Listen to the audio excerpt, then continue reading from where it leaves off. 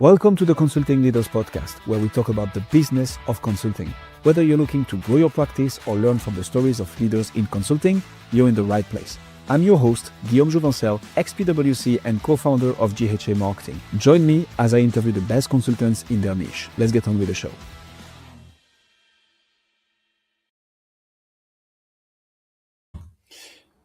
Betsy, welcome to Consulting Leaders. Happy to have you. Thank you. Thank you for me being here. I'm looking forward to it. It's going to be a fun one. Let's jump straight into it. So, what originally drew you into human resources and eventually into executive coaching and consulting? What brought you here?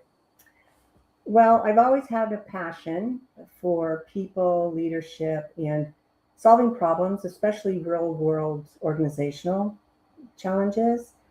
And so I thought HR would be the right path.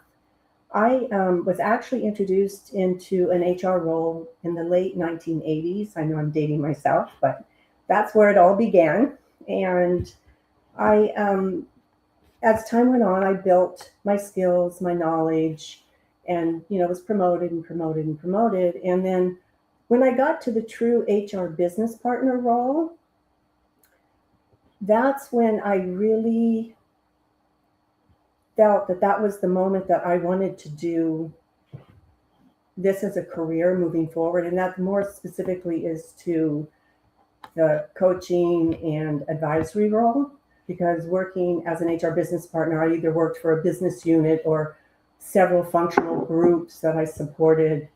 And just that collaboration and working with employees at all levels of the organization, helping them really reach their goals and aspirations, whether it was moving up into a leadership role or, just developing their own skills and aspirations. And that's what really made me feel like I wanted to be a coach.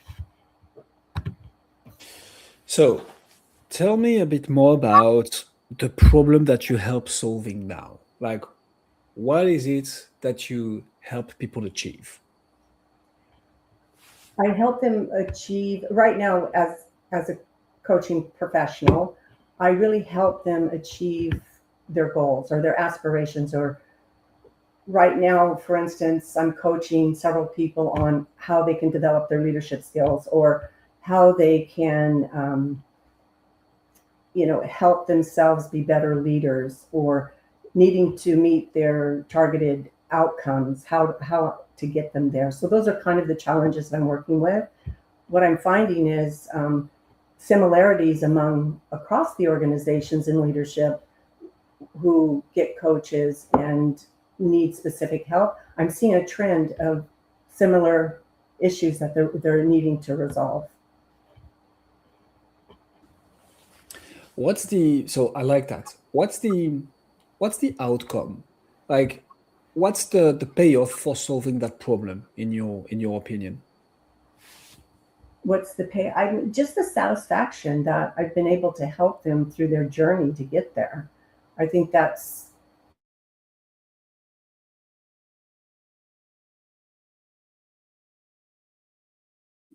I think we lost you. Okay, you're back. yeah, working with leaders that have specific outcomes that they need to reach. It's really helping them come up with the solutions on how to get there and how they can meet that. And helping them in that journey helps me. It makes me feel good that I was able to be a partner with them to help them achieve what they needed to achieve. So, first of all, a few things that I like about what you're saying is like being a partner with them, right? Not them being a client of yours. And I think words that we use have huge importance in how we perceive others and how others perceive ourselves. So I like that naming a lot, partner. Mm-hmm. My question was also around what's the outcome for them? What I'm trying to put the figure on is this is the problem that you're solving. So you're helping, HR leaders reach their objectives. What's the payoff for them? What's the benefit of reaching their objectives? If that makes sense. They've achieved something they haven't been able to achieve before. I think it's for them, their confidence, their capability of that they've done it, they can do it again, and it makes it a lot easier for them to take the path to do what they need to do to get there. And I think that outcome gives them that confidence that they have the capability to do it on their own. I like that.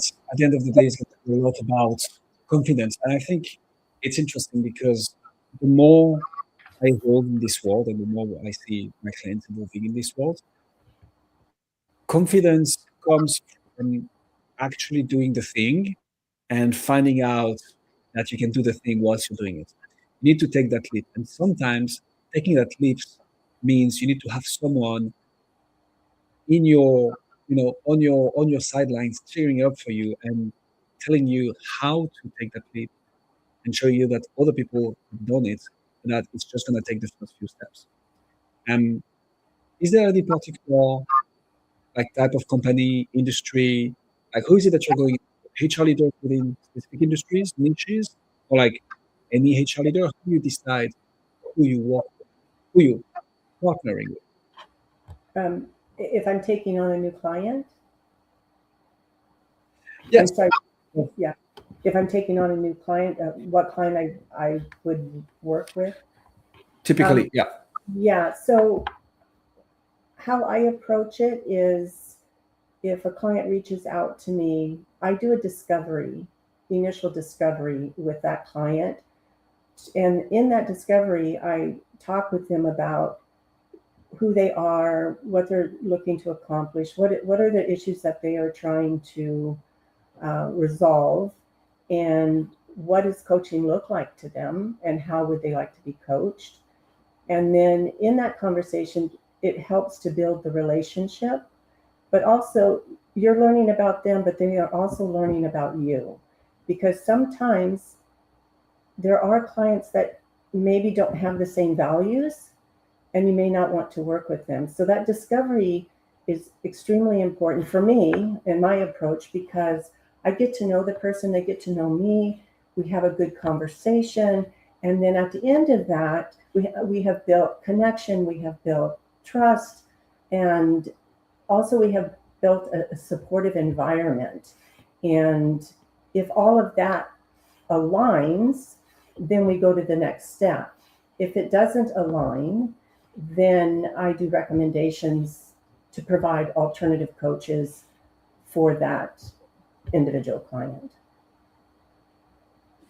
No, that makes a lot of sense. In the ones that you decide to help, do you see any specific recurring theme, such as company size, company industry,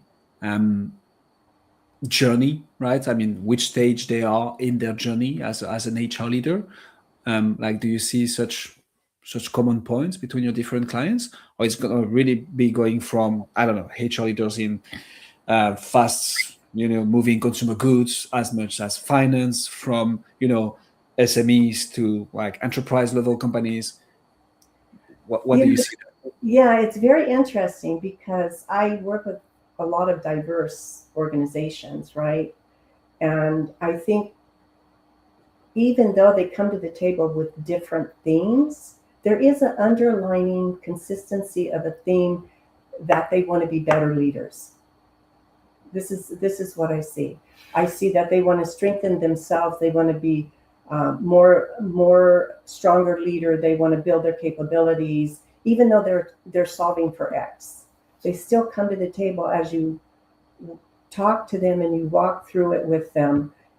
There is consistency in any industry. They still have the same common problems that they want to resolve, whether they're in finance or in high tech. They're leaders and they're human, and they all tend to have the same thing. Did that answer your question? Yeah, it does. I think so. It's interesting because and I think that makes sense, right? You put a lot of emphasis on where they are in their journey, rather than a specific industry niche. I guess at the end of the day, especially in HR, we are in the people business, right? And people tend to work more or less the same across companies, industry sizes, and so on. The need of the company might be different, but at the end of the day, how you manage, recruit, hire, onboard, train people within these organizations will probably be more or less the same. And how you get HR leaders up to speed is also probably relatively similar. So I think this makes a lot of sense. How do you market? How do you brand, Betsy? How do you make those HR leaders? First of all, are they? It's going to be an interesting one. Are they the decision makers, like the ones deciding to work with you and the financial decision makers, or do you need to talk, for instance, to L&D to train their HR leaders? Like, how does it work for you? No, and I coach diverse positions. And typically, when somebody reaches out to me for a need, it's usually on the people side. They need more attention to the people and more structure for organizations, like in startup environments all the way up to large organizations. And the issues can still be the same depending on the size of the organization. And so it's usually director and above that will reach out to me. It could be HR, it could be the CEO, it could be the director of technology. It depends on what their business need is to reach out to me. And so, it's not just one certain type. It's across the organization depending on their business need and what issues they're trying to solve. That's an interesting one. What has worked for you in order to market to those people? So the HR leaders, the ones who are going to make the decision, what has worked for you to get the right people's eyeballs onto, problem awareness, solution awareness, your services, and moving them further down your marketing funnel? What channel do you typically use, and what has worked for you?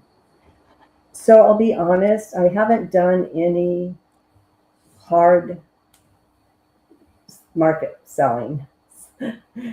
All of my Okay. clients have been either from referrals, they've been from just relationships that I have, and also from talking with people.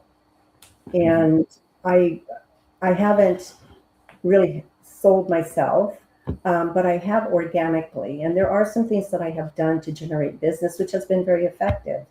I have reached out, especially when I started my HR consulting business, I reached out to prior business colleagues, leaders that I had worked for in the past in different companies.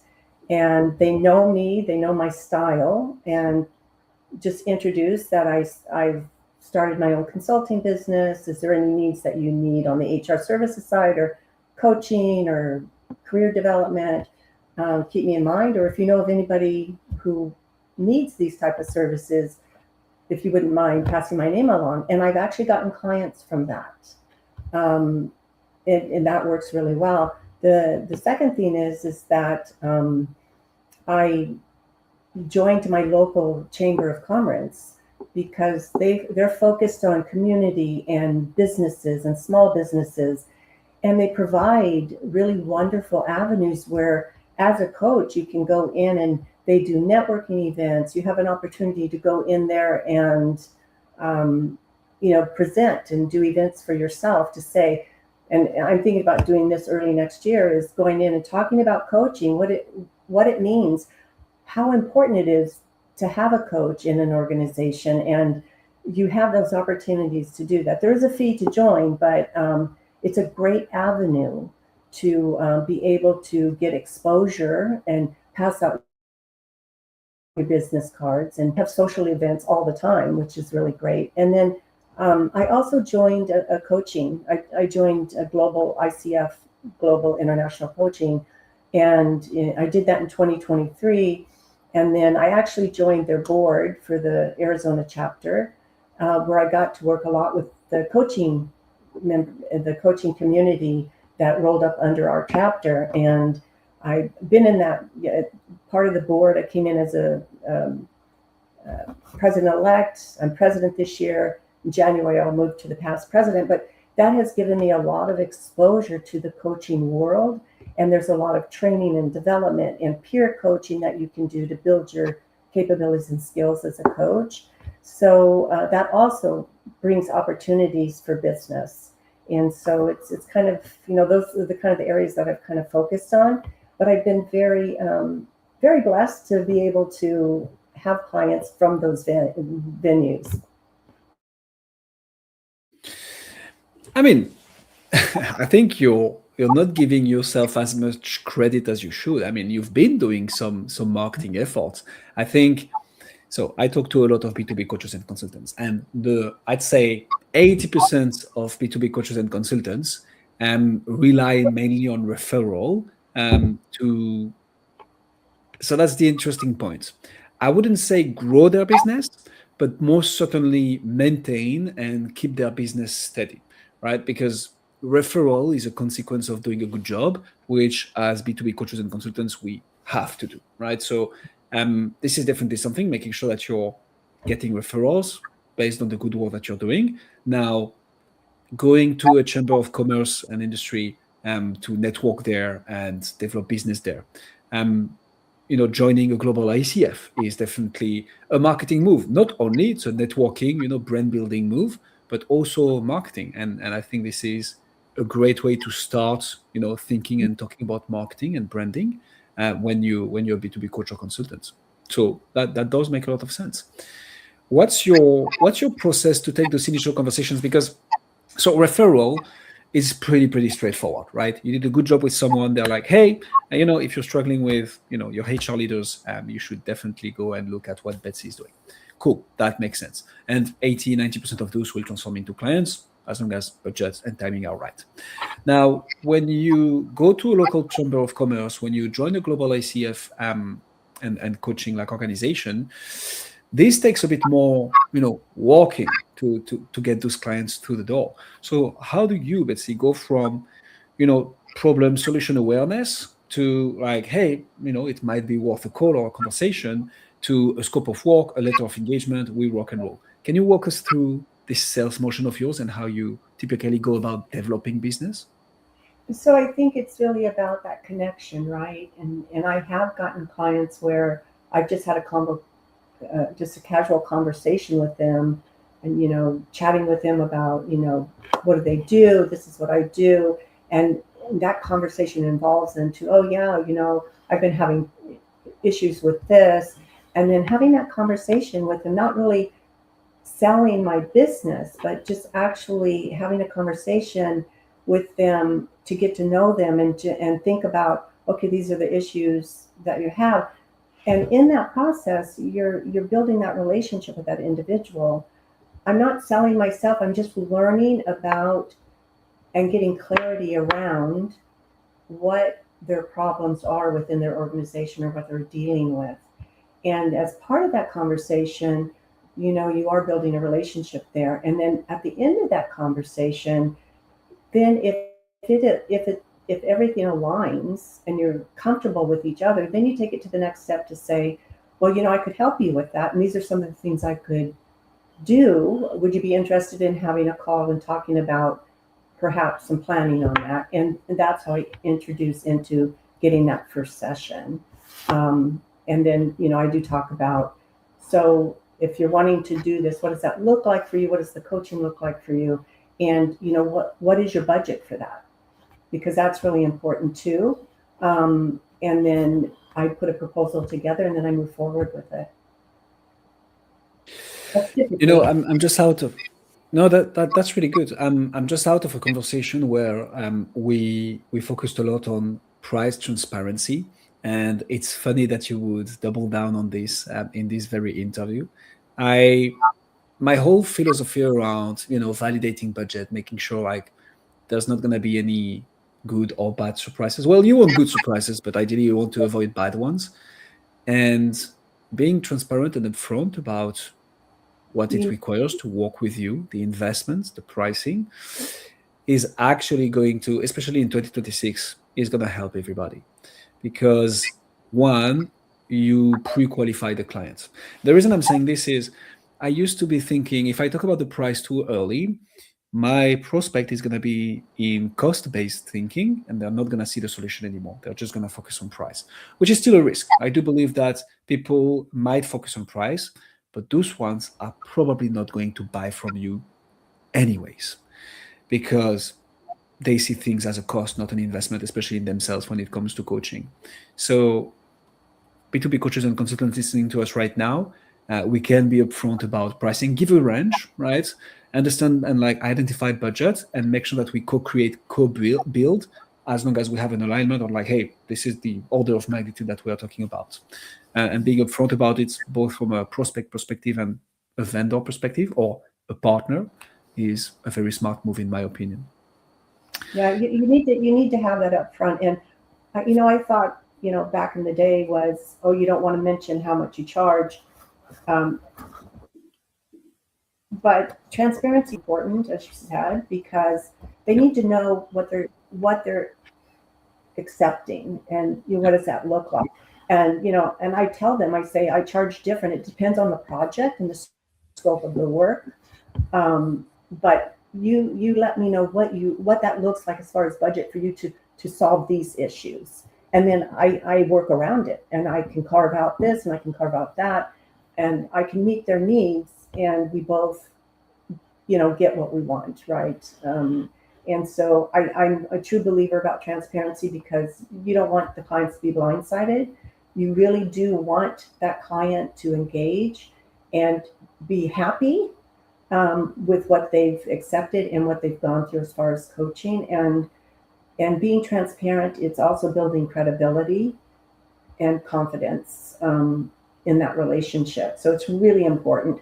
Again, back in the day, I used to say, oh, I don't want to say anything because it might be too high or it might be too low, but that's not the case. You can come to a common medium and meet both needs, and it's just willing, how you adjust it and align it.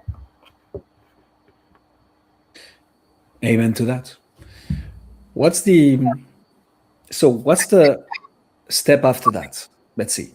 And what I mean is, I love your philosophy around marketing, around sales. How do you retain? How do you farm? And by this, I mean, for B2B coaches and consultants, growth is going to occur if obviously you do a good job. You have prospect inquiries, you're developing business, but most importantly, especially on the long run, you're able to retain business. You're able to transform one initial engagement into further more engagements with other HR leaders within that company, or additional services, additional help, additional coaching. How do you do that at your company? How do you retain and engage further with existing clients? It's about providing the level of service that they need and they appreciate. It's building that relationship, and it is delivering on what you say you're going to deliver. And that's really important. If that leader or manager, whoever you're coaching, walks away and they can feel it, you've accomplished it. And so it's about building that, and it really is helping them through their journey to reach their expected outcomes successfully, and they can feel it and they know that they were successful. I think that's really important. I'm coaching someone right now internationally, and she extended her contract for another 3 months, but she told me after that contract ends, she wants to meet with me monthly just to touch base, not in a coaching aspect, but as a partnership, just talk, which I felt very good about that, knowing that I made that impression on her. So it's all about the relationship building. That's really important, and delivering on what you say you're going to deliver on. At the end of the day, the best way to retain business is to do an excellent job. And it's funny because that joins back and loops back with what we were saying earlier around business dev and referrals. But I like that a lot. What in your opinion has motivated these international clients to be like, hey, I want to, I want to keep on working with you. I want to extend for 3 months. I want to, touch base each and every month with you. Beyond the, you've developed a partnership with that person and you've delivered exceptional work. What were the mechanism and the things that happened that you think led that person to want to keep on working with you and wanting to do more? I think it is because I was able to help her move the needle. I've been coaching her for 5 months now, and she's not the same person when I started to where she is today. She's more confident. She's more bold. She knows that she can move forward and get things done that she needs to do. And I think it is, and this is all her. It's not me. I'm there to help her move through everything that she has done. She has done on her own. I've just helped her with it to move forward. And so I think that is why, is that she can see a difference in herself. Outcome based, which is happening when we are not cost based, cost based thinking, which I like a lot. Betsy, what's the one thing that you feel is challenging in your business right now? The reason I'm asking this is there's going to be B2B coaches and consultants listening to us who are facing the same problem, the same challenge. And I think it's always interesting to, find out from your peers how they are thinking about the problem that you're facing right now as well. So for you, what would that be? And how are you thinking about solving that challenge? Well, right now I really don't have any challenges. Um, I yeah, let me think about that. I really don't have any challenges. I really love what I do. But I'm always, and I'm sure this is like most consultants, always refining, right? Refining how you scale impact. And that is really scaling impact of being a coach, but not losing the human factor in the process. I think if you look at organizations now, change is inevitable, change is happening all the time. And you as a coach, taking on clients, the demand is growing faster than if you think about doing one-to-one work. Um, and how do you support that?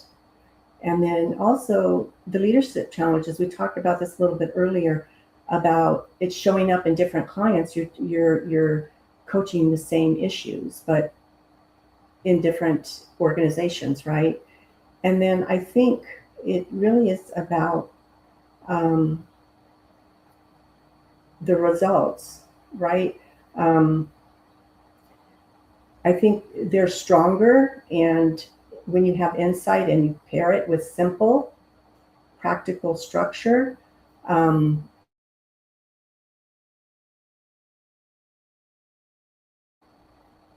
um, how you manage those things as you continue to grow as a coach.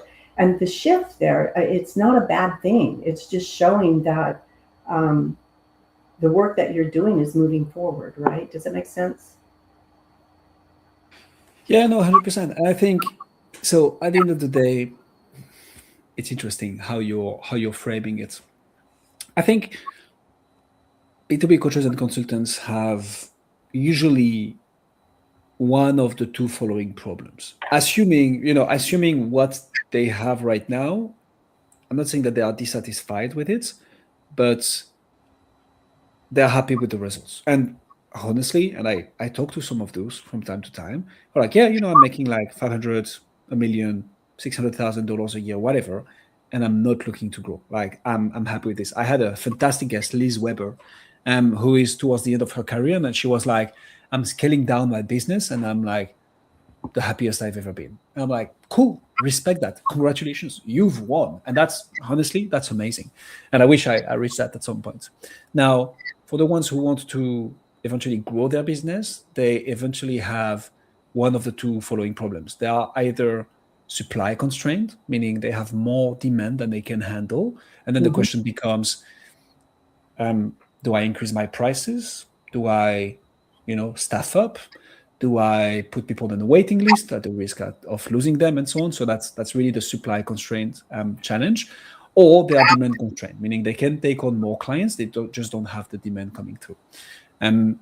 Now, back to you. Your answer makes a lot of sense because it's always looking at ways to deliver a better service, do even better, make sure that your clients are always happier, and let growth happen as a result, which is perfectly fine. So that's a long-winded answer to say, yeah, I do think it makes a lot of sense. Yeah, and it is, it really is. Like where I am now, I'm happy, and I want to maybe do clients 20 hours a week, and I don't want to do it more than that. And those are times you have to look at because, it really is about, my future is not wanting to grow this huge HR consulting business.